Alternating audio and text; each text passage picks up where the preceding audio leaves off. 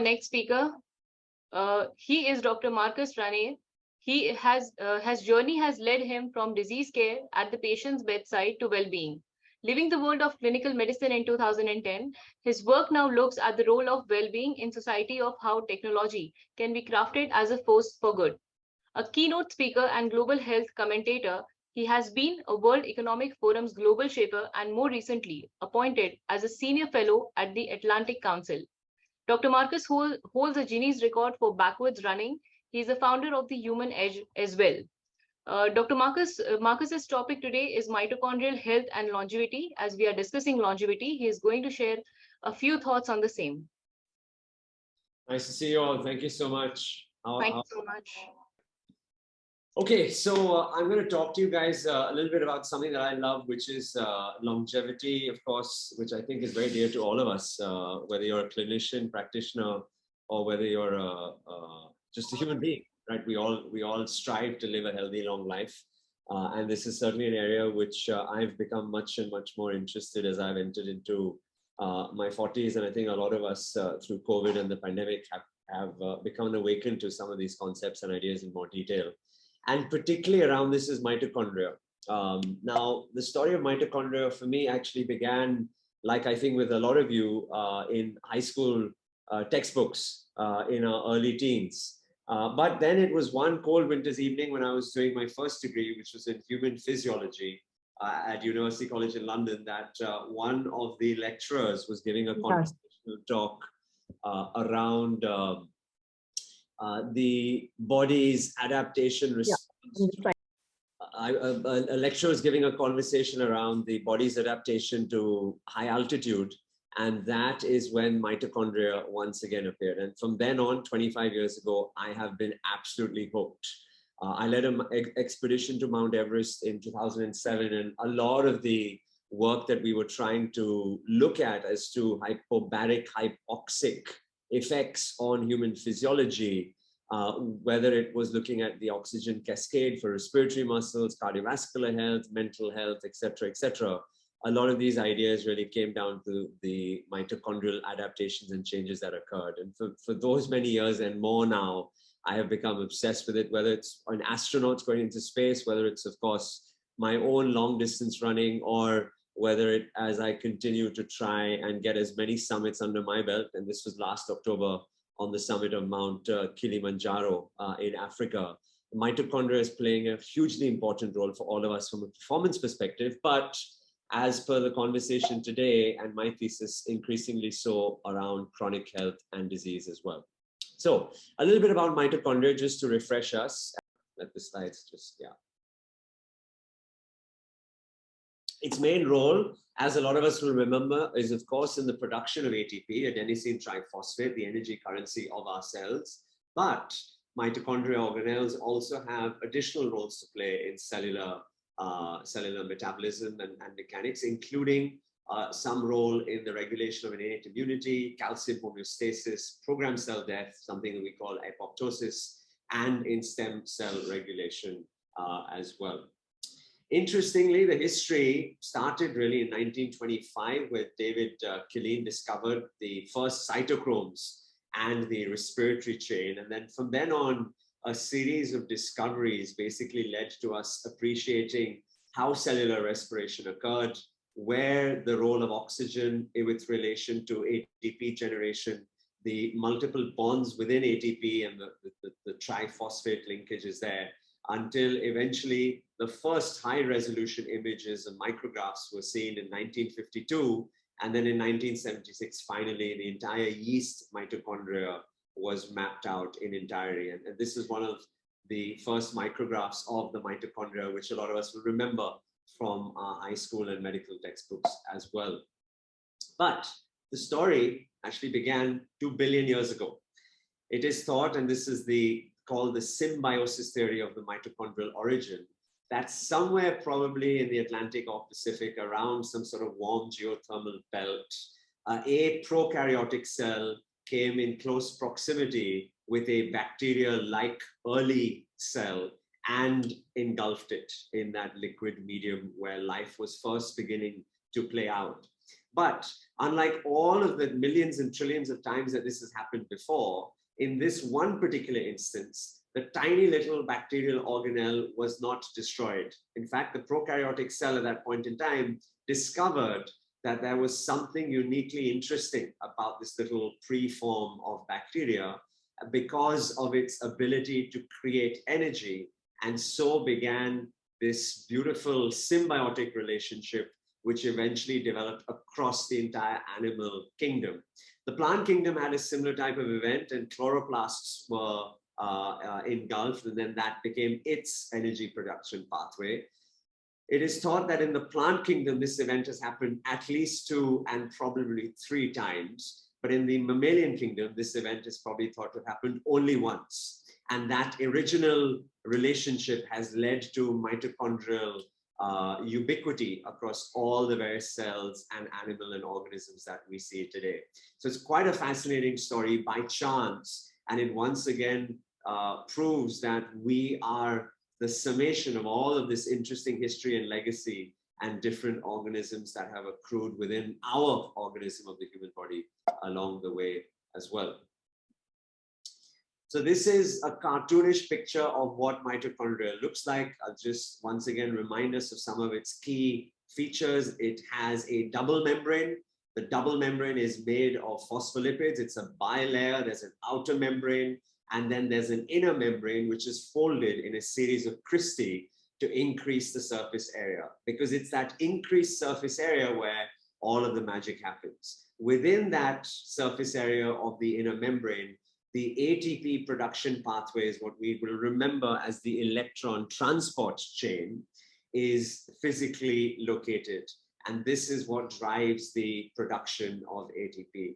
Glycolysis happens in the cytosol within the cell, but it is within the inner membrane matrix of the mitochondria where the TCA, the Krebs cycle, and ultimately the energy production finally occurs through the different electron transport complexes, which we can see here. We remember there are 4 complexes, complexes 1, 2, 3, and 4. They straddle the inner membrane, and it is principally because of a proton gradient, which is created between, using the action of the various complexes that eventually allow a high proton gradient in the intermembrane space, which finally enters back inside of the matrix via ATP synthase, finally driving the physical machinery of ATP synthase to generate the ATP from ADP plus phosphate.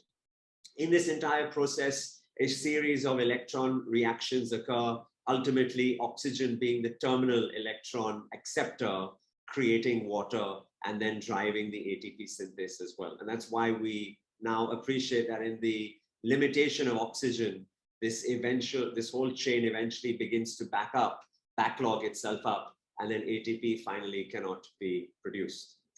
Roughly speaking, about 36 millimoles of ATP are produced per chain reaction, although that's in the ideal setup. In most experiments and real world situations, it's anywhere between 28 to 30, depending upon the efficiency of the mitochondria and the organism in question as well. Now, mitochondria, like every other cell, have an ability to divide. Its division occurs through 2 different mechanisms. One is fission, where it physically divides into 2 separate cells. And there is also fusion, which is where damaged mitochondria can fuse with a healthy version. And then the old parts are then either cleaned out, stripped away, and killed off, or it is then further divided later on. So fission and fusion are 2 very interesting mechanisms for how the life cycle of mitochondria eventually occurs within all of our cells. So with that very little quick recap about its basic function, morphology, and discovery, I want us to spend a little bit of time now looking at the role of mitochondria in aging and disease. As I started this conversation, I made the proposition that mitochondria is not just something of interest for us in high extreme environments and performance athletes, but it is actually its health, its durability, its ability, its longevity which will affect the longevity, the aging, and the chronic disease of all of us as human beings. Now, mitochondria, like many other cells, have a healthy state and an unhealthy state as well. And we've seen now that deficient, dysfunctional mitochondria present in practically every single chronic disease that we can think of, whether it's metabolic diseases like diabetes and metabolically active fatty liver disease, whether it's neurodegenerative disorders, whether it's chronic cardiac health disorders, whether it's cardiovascular disease, whether it's chronic fatigue syndrome, whether it's in some forms of mental and psychiatric disorders as well. A dysfunctional, dysmorphic mitochondria has been seen in all of this list and many more as well.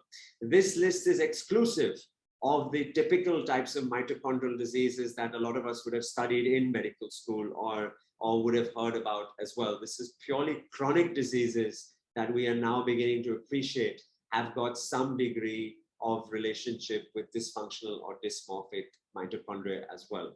What are these changes? One particular change is an alteration in mtDNA, which is mitochondrial DNA, which I'll talk about on the next slide or so, which can either be deletions or reductions. The second is the inability of the mitochondria itself to perform its function effectively, which is ATP production and the electron transport chain, ultimately leading to phosphorylation of adenosine diphosphate. So let's look at mtDNA. Interestingly, when that very early bacteria got engulfed by that early prokaryote, eventually leading to all of the cell lines that we now know, all of the genetic material that was contained within it was not destroyed. 13 genes were maintained. The rest of it was actually migrated out into the nuclear DNA, which now makes up the eukaryotic cells that are part and part of our 23 chromosome pairs that we carry. But 13 genes remain within the mtDNA, the mitochondrial DNA, and the coding of those genes are principally responsible for the main elements of the electron transport chain and some of the apoptotic features of mitochondria, otherwise known as mitophagy, when mitochondria undergo its cell renewal cycle, that's called mitophagy. So 13 DNA remains within the mtDNA, and we have seen that when there are alterations and dysfunction within the mtDNA, that can lead to damaged mitochondria. What's really interesting about mtDNA is that all of us inherit our mitochondrial DNA only from our mothers. This is because when the egg and sperm fertilize at that moment of conception, whilst the sperm contains mitochondria, the egg contains many, many more mitochondria, and all of the sperm mitochondria are completely destroyed during those early moments of fertilization. So all of us carry our mtDNA from our maternal lineage, and it is through that we are able to track human ancestors back, and the discovery of Eve, the first human, and thought to have originated somewhere in what is now modern day Namibia in Africa. So what causes damage to mtDNA? Well, one of the principal causes of damage is ROS, reactive oxygen species, which can be created either because of stressful events happening within the cell or with dysfunction happening within the mitochondria themselves. This leads to a mitochondrial crisis. There is a reduction in the electron transport capabilities. There is alterations in its own pH balance, i.e. then changing the proton gradient capability of the mitochondria, the respiratory ability of the cells, calcium regulation, and then ultimately leading to cell death, apoptosis, as we otherwise know it. The other mechanism of altered mitochondria effects is through mitophagy. Like all cells, as I was mentioning, mitochondria themselves go through a cell renewal cycle where identifiably damaged mitochondria are destroyed by the cellular machinery. What causes that destruction? Well, it's all the same thing that I spoke about on the last slide as well. But in some instances, the normal mechanism of recognition of a bad mitochondria and its apoptosis, otherwise known as mitophagy, doesn't happen in the proper mechanism. And this leads to cells which have old, dysfunctional, dysmorphic mitochondria still trying to create some energy with very poor bioenergetics, not creating the right degree of optimized bioenergetics for the cell. And one can therefore appreciate that if this is happening in a beta cell of the pancreas, then the beta cell will not be able to secrete insulin, its primary capacity. If this is happening within a cardiac myocyte, then that particular cardiac myocyte cannot beat in synchronicity with the rest of them, starting the journey of early stages of heart disease, etc., and all other different cell lines. So mitophagy and the ability of mitochondria to be recognized as dysfunctional and then destroyed is a very important facet to overall health of the cell as well. And this was an interesting study that was published in 2021, where a cell was given different types of stressors. On the top 4 cells, you can see the different membrane potential and the healthy balance being a balance between red and green. And you can see that 0 to 10. So 0 was no stressful chemical toxin application. 10 was the highest concentration of toxin application. You can see how as the concentration of toxin increases to the right-hand side, the membrane potential increases, and the morphology, you can hopefully appreciate. I know this image is a little bit small, but when 0 toxin, you can see very nicely delineated mitochondria separated from one another, holding its nice oval shape with an appreciation of some cristae in some of them.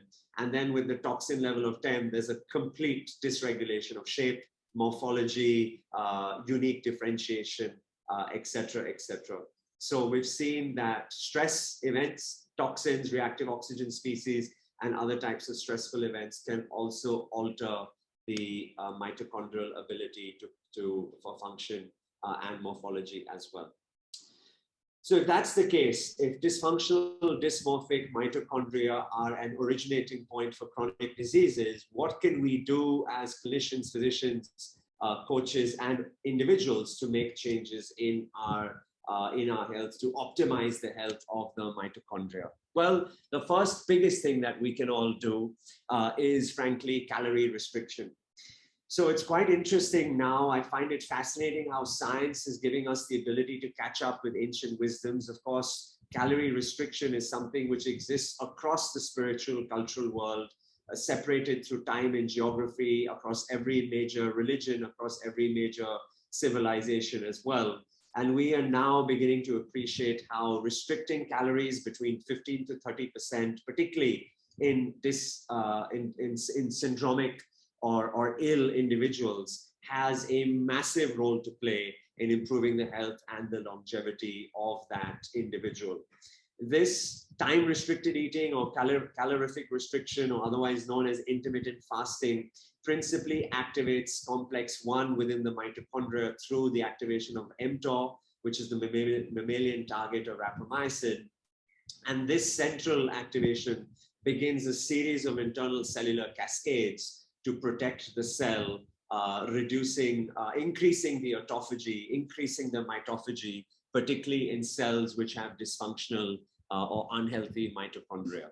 So one of the best things that we can all do is to practice calorific restriction from periods of time, and the dosage of that will obviously depend very significantly on the health objective of the patient sitting in front of you, whether that's weight loss, whether that's longevity, whether that's peak performance, etc., etc.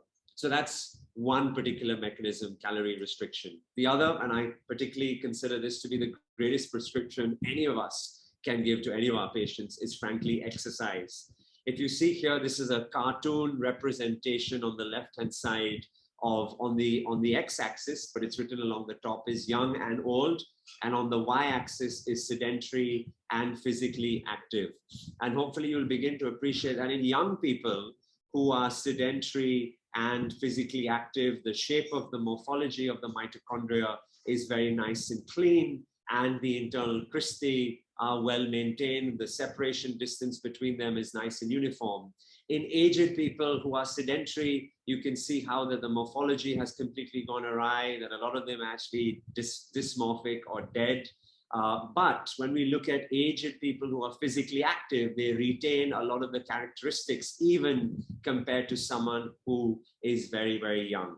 So exercise throughout life is one of the most important prescriptions that we as physicians, clinicians, coaches, etc., can make to people to enhance the morphology and the efficacy of mitochondria that they have within their cells. And the way this works is through a variety of different mechanisms. There is endothelial functional changes, there's changes in the inflammatory cascade, obviously metabolic health, regulatory changes, muscle hypertrophy, cardiac changes, etc. So there's a whole host of different chemical players from PPAR alpha to NFKB, P53, AMPK, etc., etc.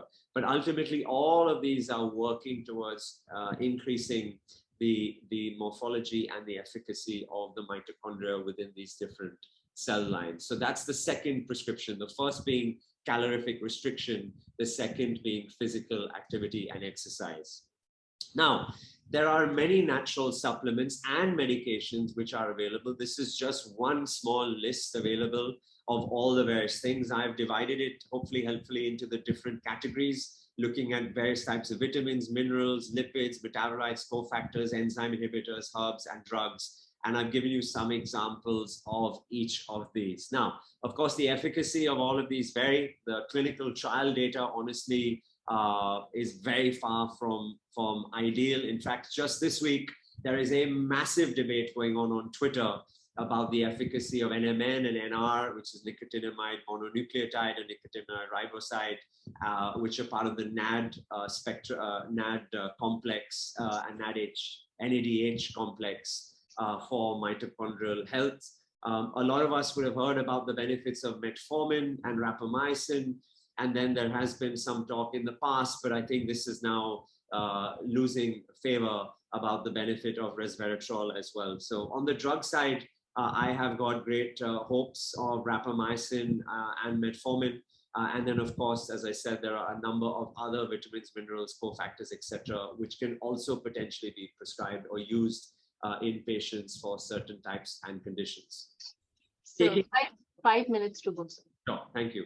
I want to leave time for questions. So will there be time for questions, or 5 minutes and that's it? Yeah, 5 minutes, but we can take some 2 minutes. That's okay. Because of the network that was a bit disruptive in between. That's okay. Thank you very much.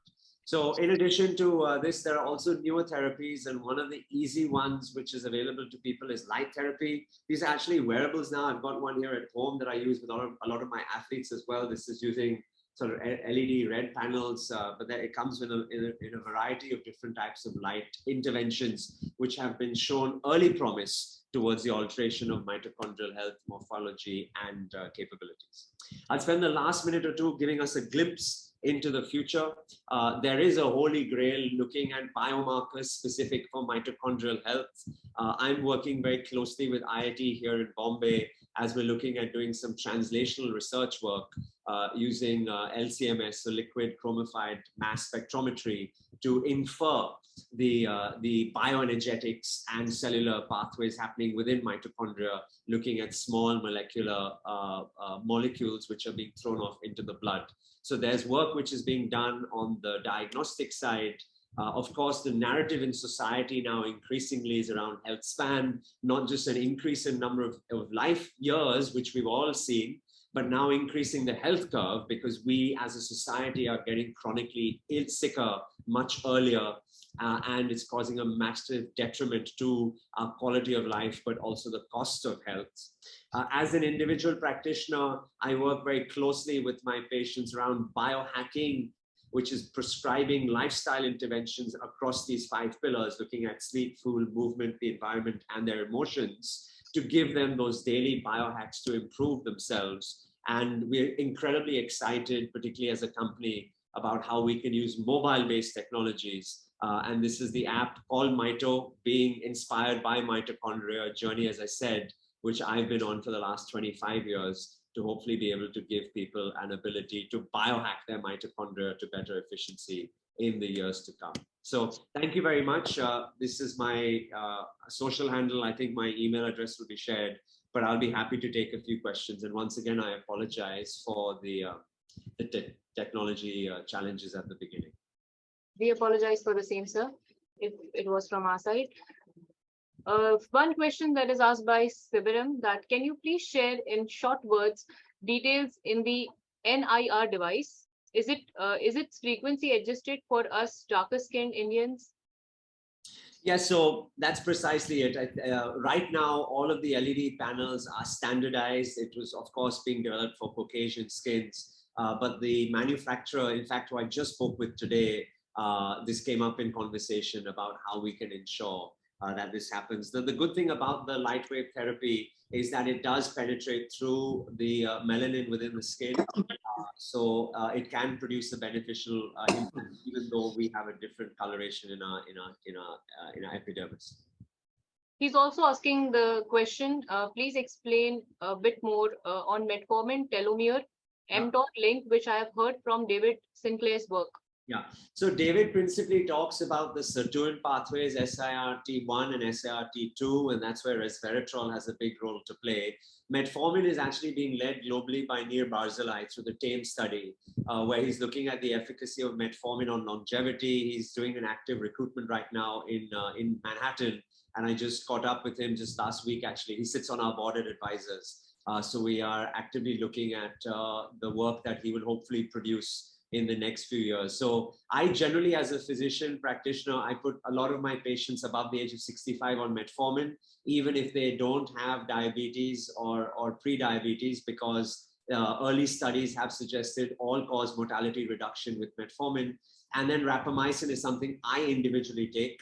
So young patients, and again, Matt Kabelin, based in Seattle, and he's on our advisory board as well. He's really leading the work globally around rapamycin.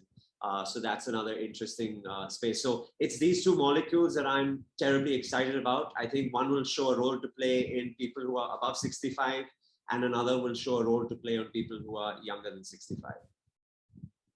Any role of L-carnitine and alpha-lipoic acid in the mitochondrial health?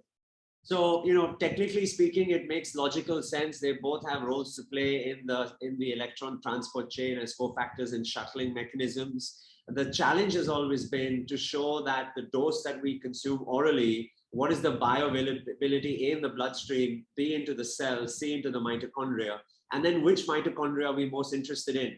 Because right now we have access to buccal mitochondria through a cheek swab. Some of us can take a muscle biopsy, typically from the quadriceps, but otherwise we don't really know where that is going and how deeply it's penetrating. So individually, I use it very sparingly in high performance athletes who might give you a 0.1 or a 1% improvement, who in that category is really important, because the difference between place 1 and place 4 in the Olympics is 4 100ths of a second, right? Less than a blink of an eye. So they want every single molecule available within the WADA limits. But for all of us, everyday, day-to-day folks, I think the best thing we can do is lifestyle interventions, calorie restriction, exercise, sleep recovery, mood and emotion, life purpose, and managing our physical environment. That will lead to the best longevity gains and mitochondrial adaptations that we can hope for. Thank you so much, Dr. Marcus, sir, for sharing your insightful knowledge on mitochondria. Thank you so much and IFM is very thankful to you on the same. Thank you. Take care. Thank you.